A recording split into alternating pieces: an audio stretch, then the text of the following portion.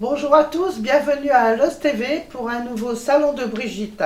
Alors aujourd'hui, on va parler un petit peu de droits, d'obligations. On arrive dans la période qu'on appelle la période des vides-greniers. Dans le temps, quand on était plus jeune, on appelait ça les marchés aux puces. Mais est-ce qu'on peut faire n'importe quoi dans les vides-greniers ou dans les marchés aux puces? Il faut savoir qu'il y a une législation à respecter, des règles pour organiser d'abord. Il faut choisir le lieu, il faut déclarer sa manifestation à la mairie, numéroter et délimiter les emplacements et prévoir les services de propreté et de sécurité. Ensuite, il faut remplir une fiche d'inscription, c'est-à-dire que chaque participant qui va venir faire votre marché aux puces, ou vous si vous en faites, pourquoi devez-vous remplir une fiche d'inscription? Parce que l'organisateur est obligé, en déclarant sa manifestation, il doit déclarer le nom de chaque exposant. La loi interdit de faire plus de 2 marchés par an, sous peine d'être qualifié d'auto-entrepreneur. D'ailleurs, aucun commerçant n'a le droit de participer à un marché aux puces. Comme l'indique son nom, aucun produit neuf ne peut y être vendu.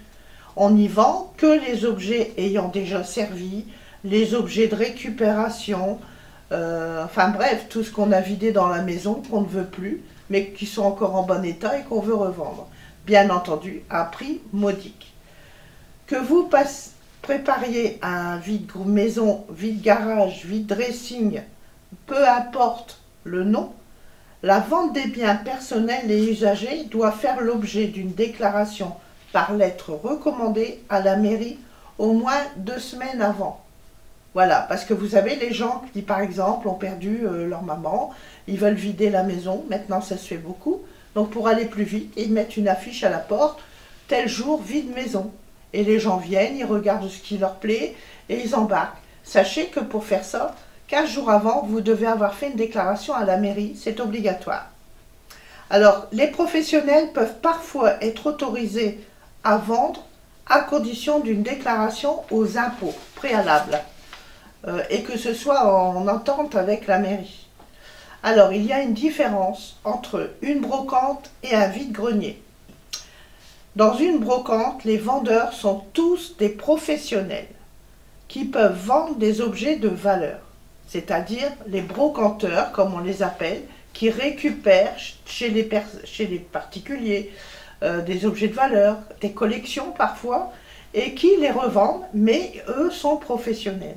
Et donc, ça s'appelle une brocante puisque c'est réservé aux brocanteurs. La loi précise qu'aucun particulier n'est autorisé à vendre sur un vide-grenier autre chose que des objets d'occasion. Aucune vente de produits alimentaires préparés ne doit être faite. C'est strictement interdit. Si mamie a fait des crêpes et qu'elle veut les vendre devant sa maison, elle n'a pas le droit. Si vous avez fait des petits gâteaux avec vos petits-enfants et que vous mettez une table devant chez vous pour les vendre, c'est interdit. D'abord pour l'hygiène, puisque la législation est de plus en plus stricte. L'Europe surtout nous empêche de faire beaucoup de choses, puisque tout produit frais doit être vendu dans un frigo. Donc vous n'allez pas sortir un frigo devant chez vous pour me vendre 5 petits gâteaux. Et il faut respecter la loi, et puis n'importe qui peut toucher et donc attraper des micro-ondes, des maladies, et c'est comme ça qu'on peut faire des pandémies. Sur le vide-grenier, il est interdit de vendre des produits frais faits main, considérés comme neufs. Par exemple, mamie tricote très bien. Alors, elle fait des beaux pulls, elle fait des beaux petits chaussons. Alors elle a son stock, elle ne sait plus quoi faire. Donc elle va mettre une table et elle va essayer de vendre toutes les choses qu'elle a tricotées.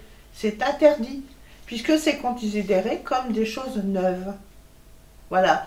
Elle peut aller les vendre dans des marchés de Noël, par exemple, des endroits, des foires où il y aura, par exemple, un marché de l'artisanat.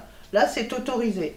Tout comme les écrivains n'ont pas le droit d'aller sur les marchés aux puces pour vendre leurs livres, puisque un livre, c'est neuf, et il est interdit de vendre des choses neuves sur un marché aux puces, ou comme on dit maintenant, le vide-grenier.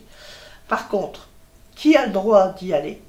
Ben, les bouquinistes, puisque eux vendent en solde des anciens livres récupérés qui sont vendus souvent pour 2 3 euros.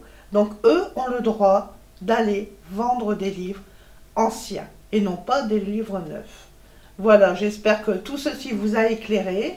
Je vous souhaite à tous de bonnes balades dans vos différents marchés aux puces et je vous dis à bientôt pour un nouveau Salon de Brigitte.